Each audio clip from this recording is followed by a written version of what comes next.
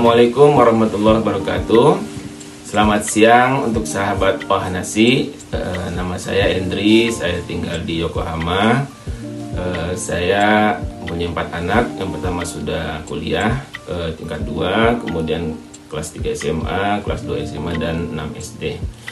Pada kesempatan kali ini saya ingin sedikit cerita tentang SMP di Jepang ya. Ini buat rekan-rekan yang bulan April nanti putra-putrinya masuk ke SMP. Jadi ada beberapa hal yang ingin saya sampaikan. Pertama, SMP di Jepang itu sama seperti SD di Jepang ya. Jadi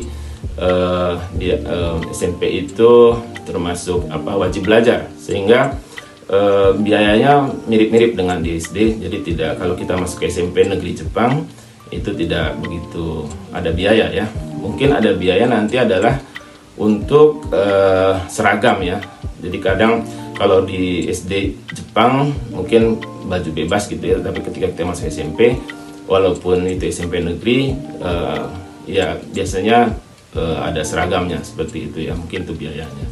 Kemudian apa perbedaan SD dengan SMP? Jadi kalau misalnya SD itu ya tempat untuk anak-anak kita untuk belajar, kemudian bermain seperti itu. Tapi ketika anak kita masuk SMP, itu selain untuk belajar, juga untuk belajar berorganisasi. Jadi di SMP itu nanti ada ekskul ya, banyak ekskul, bisa ekskul seperti olahraga, voli, basket, dan lain-lain, atau juga ada ekskul misalnya merangkai bunga, ikebana gitu ya, atau upacara minum teh, itu juga ada seperti itu. Oleh karena itu, bagi rekan-rekan yang anak-anaknya akan masuk SMP, itu mungkin bisa didiskusikan ya, apakah nanti masuk ekskul olahraga atau yang non olahraga. Tentunya kalau yang olahraga itu nanti mungkin sibuk ya, karena ada latihan, banyak latihannya seperti itu ya. Kemudian hal lainnya misalnya seperti undokai misalnya. Kalau di SD mungkin undokainya itu hari Sabtu atau hari Minggu seperti itu ya. Tapi kalau SMP biasanya itu di hari biasa ya. Karena itu mungkin ya rekan-rekan perlu ambil libur ya, ambil libur kuliah atau libur kerja seperti itu.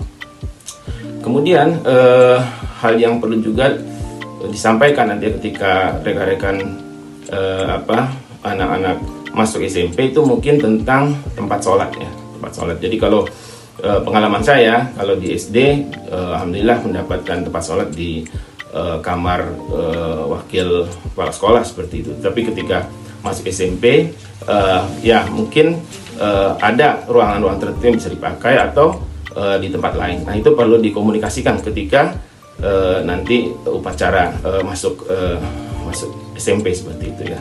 Nah hal yang penting lagi untuk rekan-rekan yang mempunyai putra ya.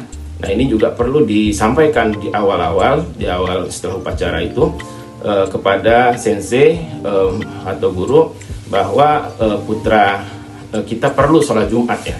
Nah ini perlu dijelaskan mudah-mudahan ya bisa sholat Jumat di masjid atau di mana seperti itu ya yang dekat.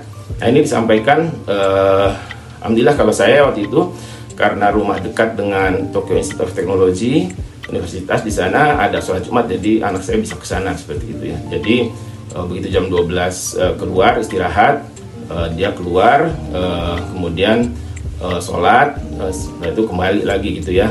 Dan tentunya ini mungkin memerlukan waktu ya. Jadi nanti mungkin akan telat masuk ke kelasnya. Nah ini perlu disampaikan, dan alhamdulillah ternyata sensinya itu mengumumkan gitu ya di kelas ya, bahwa anak saya ini akan datang terlambat ya. Dan ini hal yang bagus sekali, sehingga teman-temannya tahu bahwa dia terlambat ini karena karena ada hal seperti itu ya. Dan akhirnya teman-teman tidak akan bertanya-tanya kenapa kok setiap hari Jumat telat seperti itu ya. Alhamdulillah seperti itu. Mungkin itu saja yang bisa saya sampaikan sekilas ya tentang bagaimana kehidupan di SMP. Mudah-mudahan berguna buat rekan-rekan sekalian. Assalamualaikum warahmatullahi wabarakatuh.